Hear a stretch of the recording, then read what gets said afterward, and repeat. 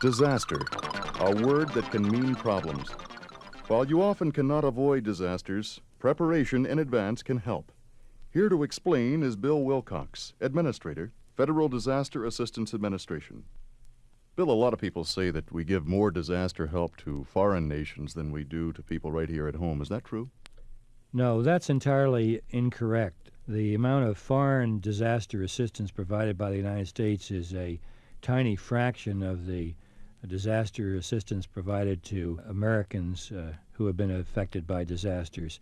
Also, there is a very strict time limit with respect to foreign disaster assistance, and there is no such time limit with respect to disasters in the United States.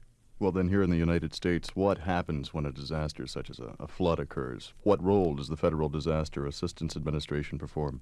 When the situation becomes so severe that the state and local governments are no longer able to cope with the problem, and the governor so advises the president, then the Federal Disaster Assistance Administration undertakes a review and advises the president, and if he concludes that there is a critical situation, he issues a disaster declaration, and then a whole panorama of government programs become available to help the victims of such a disaster. What help? What kind of help is made available to individuals, and from whom? There are basically two kinds of programs made available to individuals. Those who can qualify for loans can borrow either from the Small Business Administration at a low interest rate or from the Farmers Home Administration at a low interest rate. Those who cannot qualify for loans and have had disaster damage either from floods or earthquakes or high winds or whatever can receive from the state grants up to $5,000 for losses that cannot be covered by the borrowing. And that program is administered by the state government. It's funded 75% by the federal government and 25% by the state. You're saying then that federal help goes to local governments. What federal help? The program for local governments is a different program than the program for individuals. Local governments and state governments, too, that have had disaster damage in a major disaster can apply for reimbursement to the federal government to cover pretty much 100% of the losses.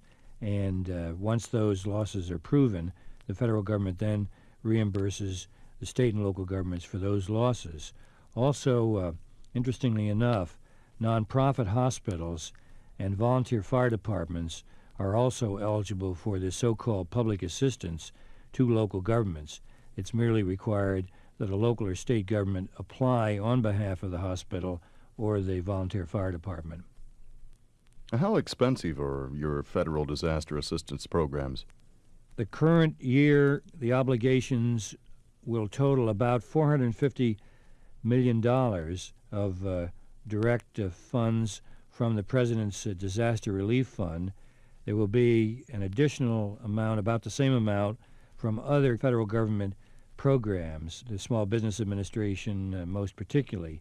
In addition to that, we estimate that local and state governments and volunteer agencies provide another $100 million or so that the expenditures in the current fiscal year, all told, including state and local governments and the federal government and volunteer agencies, I estimate would total about $1 billion.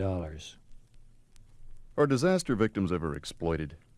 Yes, indeed. There are a limited number of rehabilitation contractors who deliberately attempt to take advantage of disaster victims by doing poor or shoddy work or not completing the work on a timely basis. And there are precautions that disaster victims should take. There are several really basic rules. If possible, the disaster victim should know his or her contractor.